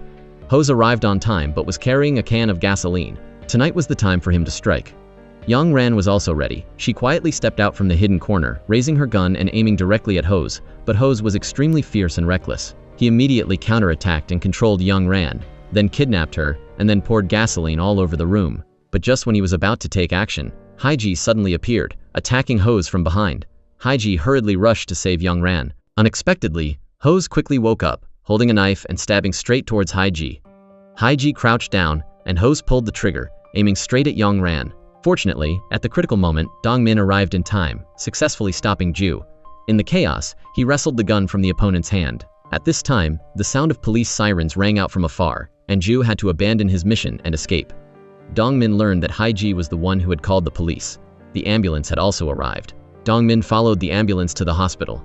The next morning, Young Ran woke up and learned that Haide was in critical condition. Young Ran immediately contacted Lawyer Lai, explaining the current situation and instructing the lawyer to arrange for Haiji to go to the best hospital in Seoul. After everything was arranged, Young Ran returned to the farm but didn't see her mother anywhere. Now that things had come to this point, Young Ran decided to change her plan, leave Mu Chang and return to the chairman's mansion. Du realized that his teacher was about to leave, so he cried and asked her to write her phone number on his hand. He said that he would call her every few days. Young Ran couldn't bear to leave Du either, so she wrote her phone number on his hand. Du again asked about the bracelet that he had given her. It was a lucky bracelet, and he hoped that she would always wear it. Young Ran shook hands with Du, then put on the bracelet and promised that she would never take it off. A moment later, Dongmin arrived at the farm, but the place was empty. Young Ran had left. Young Ran returned to Seoul and once again lived in the chairman's mansion. Lawyer Lai asked Young Ran to share her next plan. Young Ran said that next, she would confront Seon-young directly and hold a press conference to publicly announce her identity. In the meantime, Lawyer Lai had to find the video of Seon-young killing the chairman's daughter at all costs. Young Ran believed that if she publicly appeared, Seon-young would not dare to take action against her. Lawyer Lai didn't dare to agree with Young Ran's plan. What if he couldn't find the video? Would the chairman's revenge plan just be abandoned like that? Young Ran firmly stated that if the plan ultimately failed, she would personally take care of Seon-young. On Seon-young's side, Ju came to see her. For Seon-young, Ju was a weapon that she had painstakingly trained. Seon-young was a professor at a drama academy and used to go to prison to provide art therapy for inmates. After looking at the file, Seon-young had taken a liking to Ju. Ju had to go to prison for killing his own parents and had no intention of repenting during his time in prison. Using her acting talent, Seon-young staged a play about Ju being abandoned by his parents, stirring up his emotional wounds. Then, Seon-young suggested that the person Ju killed was not his parents but the devil, so he didn't need to repent. Based on theatrical therapy, Seon-young had completely manipulated Ju. On the day Ju was released from prison, Seon-young came to see him and gave him a new name. She also gave Ju a photo of the chairman's daughter and said that the person in the photo was the devil. For Ju, Seon-young had given him a second life. Therefore, he absolutely obeyed Seon-young's orders. The failure of this mission made Seon-young dissatisfied with Ju. She reminded him not to forget the mission of purifying the world. Haiji was still in a coma, and the doctor wasn't sure when she would wake up. At this important time, Lawyer Lai came to see Sister Du, a colleague in Young Ran's mother's factory. In the past, Sister Du had followed Lawyer Lai's orders to monitor Young Ran's mother. And now, Lawyer Lai brought Sister Do into the chairman's mansion, arranging for her the position of housekeeper and instructing her to monitor the housekeeper Choi and the driver, who had sided with Seon-young. Young Ran was not happy with Lawyer Lai's arbitrary arrangement. She didn't want to drag more innocent people into this matter. But Lawyer Lai reminded Young Ran that the chairman's goal was only one, which was to avenge his daughter at all costs, and he hoped that Young Ran would remember this. Very quickly after that, housekeeper Choi reported the news of Young Ran's return to the mansion to Seon-young. Subordinates also reported to Seon-young about Young Ran holding a press conference tomorrow. Faced with the current situation, Seon-young was still as calm as if nothing had happened, seemingly having a plan in her heart to deal with it. In Muchang, Du and Dongmin were both missing their teacher very much. With the teacher not being there, even Du's favorite canned meat tasted bad. Dongmin's cousin, who was also the director, revealed that a real teacher would be coming to Muchang tomorrow. At that time, the teacher would stay at the farm, so she told Dongmin to clean the farm first. Dongmin began cleaning and saw the diagram of the relationships between the characters in Muchang that Young Ran had written on the whiteboard. On the diagram, Young Ran had a good grasp of the emotional relationships and personality characteristics of the local people. She also especially noted that the relationship between her and Dongmin was a master-servant relationship. Seeing these things, Dongmin missed Young Ran even more. Inside the mansion in Seoul, Lawyer Lai reminded Young Ran that once she publicly appeared at the press conference, she would never be able to return to her previous life. Young Ran's eyes were firm. This time, she was ready to trade everything. The next day, Young Ran officially appeared at the press conference as the chairman's wife. She answered many questions from the media and said that she would announce the chairman's will at the shareholders' meeting in half a month. A reporter grilled Young Ran, asking if she had married the chairman for love and asking her to respond to being called a seductress by outsiders. Facing this question, Young Ran insisted that she and the chairman came together because of love. The people in Muchang were gathered to watch the news about Young Ran's press conference, including Dongmin. When he heard Young Ran affirm that she married the chairman for love, a feeling of disappointment arose in Dongmin's heart. At the press conference, Young Ran didn't avoid any of the reporters' questions. She looked very confident and calm. At the same time, Seon-young entered the elevator. Accompanying her in the elevator was a strange middle-aged man. A moment later, the elevator doors opened, revealing a bloody scene. Seon-young had been stabbed. Immediately, the media at the press conference received this news and simultaneously questioned Young Ran. Young Ran only emphasized that whether the truth was exposed or not completely depended on Song-gu, the director of the corporation. After saying this, Young Ran left the press conference under the escort of Lawyer Lai. At this time, Song-gu was hiding alone in a hotel, living in extreme fear. When the press conference ended, the people in Muchang all knew Young Ran's true identity. Immediately, some people criticized Young Ran for being a seductress who married an old man, but some people defended her, saying that at least when teaching in Muchang, she was a good teacher who was loved by the children. Dongmin brought the new teacher to stay at the farm, but he kept a distance from Young Ran. The local police were investigating Ju, but the house he lived in was empty. Inside the house, Dongmin discovered a burned picture of the Virgin Mary. Remembering that day Ju splashed gasoline intending to burn Young Ran alive, Dongmin had quietly hidden the picture. In Seoul, Young Ran was about to face a situation hanging by a thread. That day, the man who attacked Seon-young went to the police station to surrender and falsely confessed that it was Young Ran who had ordered him to stab Seon-young. A reporter learned the identity of this man and immediately contacted Lawyer Lai. Hearing the name of the man, Young Ran's expression was a bit unusual because this man was her mother's lover. In this critical situation, Lawyer Lai was also somewhat flustered. As far as he knew, the man had submitted evidence of Young Ran inciting murder. Lawyer Lai seemed extremely worried. He didn't want to have to clean up the mess for Young Ran forever, and he thought that perhaps the chairman had overestimated her. Young Ran fell into a difficult situation. As she had predicted, this time her mother was behind the scheme. She had followed Seon-young's instructions to complete this self-inflicted play. After that, she had received 500 million won from Seon-young. To win, Seon-young had also investigated the sibling relationship between the principal of the Muchang kindergarten and Lawyer Lai, using this to threaten him. To protect his family, Lawyer Lai seemed to have no choice. Dongmin's best friend secretly liked Haiji, and he planned to go to Seoul to visit her. While talking, he also saw through Dongmin's thoughts. Dongmin was a bit sad. He was a single father, unsure whether his feelings for Young Ran were right or not. His friend reminded Dongmin that love should be wholeheartedly moving forward, not hesitantly retreating. Encouraged by his friend, Dongmin decided to face his heart and go to Seoul with his friend. In Seoul, Dongmin took all his courage to confess his love to Young Ran. In his eyes, Young Ran was a kind-hearted person, the person who made his heart flutter. However, after hearing this, Young Ran decisively rejected this confession. She said that when everything was over, she would leave this country, as well as throw everything away to go to a place where no one knew who she was. After Young Ran finished speaking, she left. The housekeeper saw through her gloomy appearance and came to comfort Young Ran. She knew that Young Ran had feelings for Dongmin, but her heart was too heavy to admit it.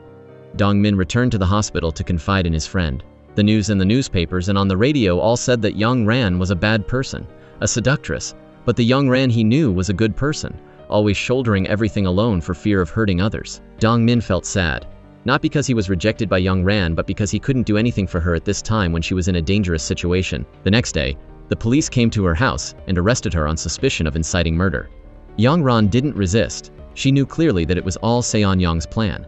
After arriving at the police station, Young Ran met her mother's boyfriend again, the man who had falsely accused her of hiring someone to kill. For Young Ran, this man was a childhood nightmare, who had committed terrible acts against her. Out of fear, she ran into the bathroom, but when she saw the bracelet that Du had given her on her wrist, Young Ran suddenly gained more courage. The police presented evidence of bank transfers, trying to prove that Young Ran had hired someone to kill. She refused to answer any questions and requested to speak privately with the man. In front of Young Ran, the shameless man still repeated the slander. Young Ran calmly coped. She took out a recording, in which was the voice of her mother. In the recording, her mother admitted that she had arranged for her boyfriend to do bad things, and the mastermind behind it was another person. Thanks to this recording, Young Ran was temporarily exonerated. The man threatened her as before, but this time, Young Ran was no longer afraid. She called him inferior and declared that she would make him pay for his actions. While Young Ran escaped smoothly, Lawyer Lai was also trying to save himself. Yesterday, Lawyer Lai was threatened and kidnapped by Seon-young. Fortunately, taking advantage of the gangster's inattention, he secretly untied his bonds, guessed the drawer password correctly, and retrieved his phone. He read the housekeeper's message, learning that Young Ran had been arrested by the police. After watching the news, he understood the whole story and couldn't help but sigh. Indeed, everything had to be done by him. To help Young Ran, Lawyer Lai, despite suffering from a fear of heights, climbed out of the second-floor window and escaped successfully. As soon as he was free, he went to the police station to pick Young Ran up and take her home. After that, Young Ran went to see the woman who had provided her with the recording, who was her mother's friend. The decisive key lay with Song-gu. She had to get the evidence that Song-gu was holding about Seon-young killing the chairman's daughter. Threatened by his sister, recently, Song-gu had been looking for a ship to flee abroad. But to escape, he needed money. For money, Song-gu contacted Young Ran. Over the phone, Young Ran promised that as long as Song-gu handed over the evidence to her, she would take responsibility for sending Seon-young to hell, and Song-gu could also escape from his sister's control. Without waiting for Song-gu to answer, Young Ran decisively hung up. She believed that Song-gu, when pushed to the brink, would definitely contact her again. Sure enough, a few minutes later, Song-gu called back, agreeing to hand over the evidence to Young Ran, but requiring her to prepare 300 million in cash and bring it to the port that night. While Young Ran and Song-gu were negotiating to protect the one he loved, Dongmin also took action. He carefully examined the Virgin Mary card stolen from Ju's house and discovered that it was engraved with the name of a museum. Based on this clue, Dongmin searched online and discovered an old story about Seon-young having organized an event at the museum. Next, he also found out the truth that Seon-young had once gone to prison to provide psychological treatment to Ju while he was serving his sentence. After realizing the relationship between the two, Dongmin began searching for information about Seon-young. He saw news that Seon-young would be holding a play performance at the theater tonight. Dongmin snuck into the theater alone. As expected, he saw Ju entering and leaving the theater. Ju was summoned to Seon-young. Seon-young explained her situation, that the evidence of her inciting the murder of the chairman's daughter was in the hands of her younger brother. If the evidence was revealed, the corporation that she had struggled to hold on to would fall into the hands of others. After saying this, Seon-young gave Ju another card, on the back of which was the address of a port. That was where her younger brother, Song-gu, was hiding. Song-gu's hiding place had been revealed to Seon-young by the man in charge of helping him cross the border. At this time, Song-gu was urging the organizer to leave immediately tonight after receiving the money. Young Ran had prepared the cash and planned to meet Song-gu. Before leaving, she didn't forget to bring a gun. At the same time, Dongmin was also secretly following Ju. Ju went to meet the man in charge of crossing the border. Under his threat, this man revealed the time that Son-gu intended to leave and the country he planned to go to. Receiving the news, Ju drove to the port. Dong-min followed him all the way. At the same time, Young Ran and Lawyer Lai had also arrived at the port. The two split up. Young Ran would go to trade with Son-gu, while Lawyer Lai would stand guard and wait nearby. While waiting, Lawyer Lai received a call from Dong-min, learning that he was following Ju. Upon discovering that Dong-min was also at the port like him, Lawyer Lai instructed him to stay put and absolutely not to take any rash actions. On this side, Young Ran had met Son-gu. He brought a USB drive and said that all the evidence of his sister Seon-young's crimes was on it. At this crucial moment, he had no reason to deceive Young Ran. After confirming Son-gu's attitude, Young Ran believed that the content on the USB was real, so she handed over the cash to him. Unexpectedly, just as she was about to receive the USB, a bullet from behind struck Son-gu. It was Ju who was carrying a gun. He rushed in extremely fiercely, intending to kill Young Ran as well. Fortunately, Young Ran had prepared in advance. She used the gun in her hand to resist and plunged into a melee with Ju. During the fight, Young Ran gained the upper hand. She pointed the gun and pressed Ju to tell her who had ordered him to do this. She almost couldn't believe that Seon-young could kill her own brother. But unexpectedly, Ju was a madman. He burst out laughing madly, even unhesitatingly pulling the trigger of the gun in Young Ran's hand, shooting himself. After a gunshot, Ju died on the spot. Hearing the gunshot, Dong-min and Lawyer Lai ran over one after the other. Unfortunately, Seon-young had planned this in advance. Right now, the sound of police sirens rang out from near the port. Realizing that the current situation was a trap set by Seon-young, Lawyer Lai resolutely wiped away Young Ran's fingerprints on the gun, then stuffed the gun into Ju's hand, and then tried to get Young Ran to flee. However, the sound of police sirens grew closer and closer, and the port was surrounded by police. To protect Young Ran, Dong-min suggested that Young Ran and Lawyer Lai go first, while he would stay behind to block the way. Young Ran couldn't leave Dong-min alone. Lawyer Lai tried to persuade her, promising that he would definitely rescue Dong-min, and now Young Ran had to protect herself first in order to reverse the situation later. Young Ran was persuaded. Before leaving, she hugged Dong-min and vowed that she would definitely save him. After saying this, under the urging of Lawyer Lai, Young Ran hastily left the scene. Soon after, Dong-min was surrounded by police cars, being considered the murderer who killed Son-gu, and was arrested. Very quickly after that, Seon-young saw her brother's body, knew that the USB had been destroyed by Ju, and also knew that Dong-min had been arrested as the murderer. Seon-young then contacted Young Ran, saying that if she wanted to save Dong-min, she had to come see her in person. Carrying a gun, Young Ran went to the meeting point alone, angrily scolding Seon-young, who had killed her own brother, as inhuman. Seon-young was still cold. She had written a will for Young Ran in advance. As long as Young Ran signed her name on it, agreeing to exchange her own death, she would spare Dong-min. Young Ran hesitated. She pulled out the gun and aimed it at Seon-young, but when she thought of Dong-min's situation, she still couldn't bring herself to act. Ruining everything, Young Ran returned to the mansion, and in despair, she intended to end her life with a gun. Unexpectedly, right at this moment, the chairman who had died long ago suddenly appeared before her and said, "Now that things have come to this, you want to end it by dying?" Young Ran was extremely surprised, not knowing whether the chairman in front of her was real or just an illusion. Soon after, Lawyer Lai also arrived, surprised and not understanding how the chairman could come out. Young Ran angrily questioned Lawyer Lai, not understanding why he and the chairman had hidden this from her. The chairman explained that overthrowing Seon-young and changing her life was not an easy thing. To win this battle, he had prepared several plans early on. Fortunately, Young Ran was still sane enough. Right at the moment she intended to end it all, she realized that even if she died, Seon-young would not spare Dong-min. Realizing that Young Ran had learned how to think like Seon-young, the chairman decided to revise his will. In addition to inheriting all the assets, Young Ran would also inherit the position of chairman of the corporation. Doing so was to allow Young Ran to borrow the power of the corporation to confront Seon-young. However, the things that happened tonight made it difficult for Young Ran to accept everything. While she was thinking, the chairman's illness relapsed. It was still Lawyer Lai who carried him into the secret room and injected emergency medicine. The next day, Lawyer Lai explained the chairman's current situation to Young Ran. He didn't have much time left, and the symptoms of dementia were getting worse. Therefore, Lawyer Lai returned the chairman's will to Young Ran. According to the chairman's instructions, Young Ran couldn't wait until the shareholders' meeting, but had to announce this will right at Son-gu's funeral. For the chairman, he needed to witness Seon-young's ending before he closed his eyes. As for Lawyer Lai, helping the chairman was both to make money, but more importantly, to repay the kindness the chairman had bestowed on him by sponsoring his education in the past. Young Ran also gradually realized that now that things had come to this, the purpose she was working for was no longer simply for money. She wanted to expose Seon-young's crimes and make her suffer the punishment. Today, as the chairman's wife, Young Ran fired the housekeeper and the driver. Later, she would go to the police station with Lawyer Lai to visit Dong Min, who was being held in custody. In front of the station, Lawyer Lai instructed Young Ran to stay in the car, because now was not the time for her to show her face. Lawyer Lai used his lawyer status to go in to see Dong Min. Although he was being held in custody, Dong Min was still only worried about Young Ran, hoping she wouldn't be hurt. Lawyer Lai gave Dong Min a piece of paper written by Young Ran. In it, Young Ran promised to get him out quickly. Dong Min trusted Young Ran, but just at this time, the police wanted to transfer him to the prison camp ahead of schedule. Lawyer Lai immediately spoke up, saying straight out that the evidence was insufficient and the time had not come. This way of doing things by the police was against the regulations. However, the police didn't allow any explanation, insisting that the evidence at the scene couldn't prove that Dong Min hadn't killed the Jew guy. Lawyer Lai guessed that the traces at the scene on Ju's body had been hidden by Seon Young. Young Ran acted decisively, realizing that the urgent thing now was to find the body of the Jew guy at all costs and conduct an autopsy. Lawyer Lai immediately took action, mobilizing many people and asking them to search for the body in the hospital.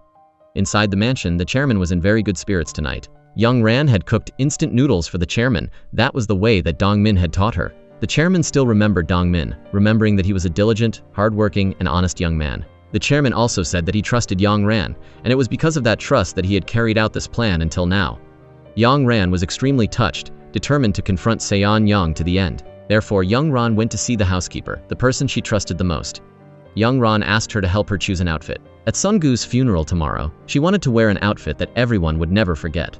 At the funeral the next day, Young Ran wore a red suit, a very prominent color, attracting attention. After placing flowers for the deceased Sungu, Young Ran quietly leaned in and told Seon Young that she hadn't died. Seon Young must be very disappointed. Next was the main drama. She would turn the tables and expose the truth about Sungu's death. After the memorial service, Lawyer Lai publicly read the chairman's will in front of everyone. In the will, the chairman requested that the shareholders support Young Ran in taking the position of chairman. Hearing the contents of the will with her own ears, Seon Young tried her best to hide her emotions. After Young Ran left, she threatened the shareholders not to act rashly. Soon after, Lawyer Lai received a call, reporting that the body of the Jew guy had been found in the morgue of a hospital. Yesterday, Seon Young had contacted a prosecutor, requesting that the body of Jew be listed as anonymous. And now, Seon Young ordered her henchmen to immediately cremate the body. The henchmen acted quickly, running to the hospital, intending to steal and take the body away first. Fortunately, Young Ran arrived in time, pointing out that the hospital had not followed the relevant rules. While the two sides were arguing, Lawyer Lai arrived. He not only brought a group of bodyguards but also brought the cousin of the Jew guy. After examining it, the cousin confirmed that the deceased was indeed the Jew guy. Therefore, from now on, this person was no longer anonymous. Hearing the news, Seon Young was so angry that she lost control, slapping the henchman hard in the face. After that, she ordered the henchman to contact the prosecutor's office and the police, demanding that the autopsy results be handled properly. The police and Seon Young colluded, instructing the forensic doctor to record in the Jew guy's autopsy report that the death was due to an accident. Fortunately, this time, Young Ran and Lawyer Lai arrived in time. The two also brought an officer from the serious crimes team of the regional investigation team. This officer took over the investigation and autopsy of the case. Finally, Young Ran and Lawyer Lai had gained the upper hand. Next, as long as the autopsy report was released smoothly, Dong Min would be declared innocent and released. To overthrow a cunning Seon Young, Lawyer Lai had come up with a very good plan, which was to seek help from his older sister, the director. That same day, Lawyer Lai contacted his older sister in Muchang. At the same time, Young Ran discovered that the chairman's dementia could not be saved, and he didn't even remember who he was. Young Ran knew that, from now on, she had to act even faster, so that the chairman could witness the ending of this revenge while he was still awake. Therefore, Young Ran had instructed the housekeeper in advance, asking her to keep an eye on all movements in the mansion, and if any suspicious people appeared, to report to her immediately. The next day, the director's sister arrived in Seoul. What surprised Lawyer Lai was that his sister had also brought some residents from Muchang. Everyone came here to save Dong Min. The police showed the director and the residents a photo of the Jew guy. Everyone testified that this was the guy who had intended to come to Muchang to work as a fake school bus driver, and had also plotted to assassinate Young Ran. The problem was that the residents hadn't personally witnessed his criminal acts. Fortunately, at this time Haiji arrived at the police station. Last night, Haiji, who was lying on the hospital bed, had finally woken up. Haiji remembered very clearly the injuries on Ju's body, and testified that this was the person who had intended to kill Young Ran and attack her that day. Haiji's witness testimony was the strongest evidence. The director and the villagers didn't give up either. The director brought a petition written by the people of Muchang, and they all went together to the petition room, vowing to save the innocent Dong Min at all costs. Lawyer Lai handed the letters that his sister brought to Young Ran. They were letters from the children in Muchang written to their teacher Sei Mi. The children all loved and missed their teacher very much. Lawyer Lai also brought another good news. The autopsy results were in, confirming that the Jew guy had shot and killed Sun-gu first, and then committed suicide. Young Ran was overjoyed. Next, it would be their turn to use Seon-young's methods against her. That same day, the two contacted reporters, giving them the evidence of Ju's murder and explaining the connection between him and Seon-young. When they learned that Seon-young had again incited someone to kill even her own brother, the reporter vowed to expose the truth and immediately contacted his superiors to write an exclusive article. After the incident was exposed by the media, the next day, the police came to find Seon-young to take her to the station for questioning. Unexpectedly, Seon-young had prepared long ago. Right at this moment, her henchman stepped forward to take all the blame. After that, Seon-young contacted the prosecutor, the police, but no one answered the phone. Now that things had come to this point, no one was on her side anymore. Just when it seemed like Seon-young was about to fail, unexpectedly, the situation reversed. The fired housekeeper was at home packing her luggage when she happened to see the image of the chairman on the surveillance screen. Following the spilled soup stain on the floor, she found the chairman's hiding place. The chairman looked dazed, his body covered in dirt. Realizing that the person in front of her was just a senile old man, the housekeeper took a selfie with the chairman, then sent the photo to Young Ran to demand hush money. After that, she used the chairman's phone to contact Seon-young. Seon-young requested that the housekeeper turn off all the security cameras in the mansion. The housekeeper did as she was told, immediately cutting off the camera switch. That same day, Dong-min was released from prison camp. Lawyer Lai and Young Ran went to pick him up, but right at this moment, Young Ran received a call from the housekeeper, reporting that Seon-young had broken into the mansion. The situation was urgent. Young Ran had no choice but to leave Dong-min and return. In the darkness, Seon-young went deep inside the main building, and finally met the chairman, who was still alive and kicking. The chairman continued to pretend to be senile, mistaking Seon-young for his own daughter. He pretended to care, telling her to be careful with Seon-young. In front of Seon-young, the chairman deliberately said that she had too many schemes, only seeing assets in her eyes, and ironically said she was so pitiful. Things reached their climax when the chairman revealed the truth about Seon-young's father's death. It turned out that her biological father had been killed by her mother, also for the assets. Since then, Seon-young had never received a kind look from her mother again. Seeing that the other party was showing pity for her, Seon-young, who was pretending to be the biological daughter, couldn't continue to act. She used a screwdriver to stab the chairman in the neck. However, Seon-young didn't feel as relieved as she thought, because before dying, the chairman had thanked Seon-young, waiting until the chairman had completely stopped breathing. Seon-young took out the fake will she had prepared, using the chairman's hand to imprint a bloody fingerprint. But what she didn't know was that everything had been recorded by a hidden camera. When Lawyer Lai and Young Ran returned to the mansion, they saw that the chairman had died long ago. The housekeeper had cut off all the power before Seon-young arrived, so the camera in the secret room didn't record anything. But Young Ran suddenly remembered that on her first day at work, she had discovered an independent camera in the hall. At the shareholders' meeting, Seon-young relied on the fake will to gain the support of 30 shareholders. Just as she was proudly speaking, the large screen suddenly lit up, showing a video of the chairman. In the video, the chairman pointed out that the person who killed his daughter was about to appear. What followed was the scene of Seon-young attacking the chairman. As soon as the video ended, Young Ran and the police entered the hall. Even at this point, Seon-young was still unwilling, fantasizing that she could reverse the situation, and still spoke wildly to Young Ran. Although the chairman had Young Ran succeed him, she knew that her abilities were limited. Therefore, she decided to step back behind the scenes, only holding the role of a board member to receive dividends. With the truth exposed, Seon-young's evil deeds were widely reported by the media. Her former accomplices also confessed everything one by one. Before the trial, she ordered her lawyer to save her at all costs, but she didn't expect that Young Ran would appear in court as a witness. She presented a USB drive, inside of which was stored the entire process of Seon-young murdering the chairman's daughter. As it turned out, this evidence was found by Young Ran and Lawyer Lai. This was a backup video found in the hotel where Sun-gu was staying.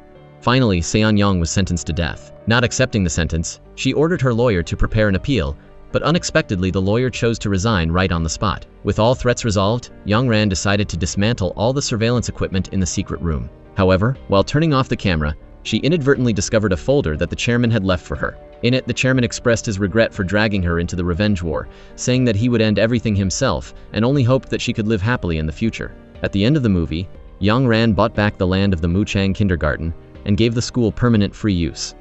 Haiji and Dongmin's best friend got married. Young Ran and Dongmin also lived a happy life. In prison, Seon-young met Young Ran's mother. Indeed, evil needs an even more evil person to control it. The story ends here. Thank you for watching until the end. If you like it, don't forget to give me a like and subscribe to follow the latest videos. Goodbye, and see you again.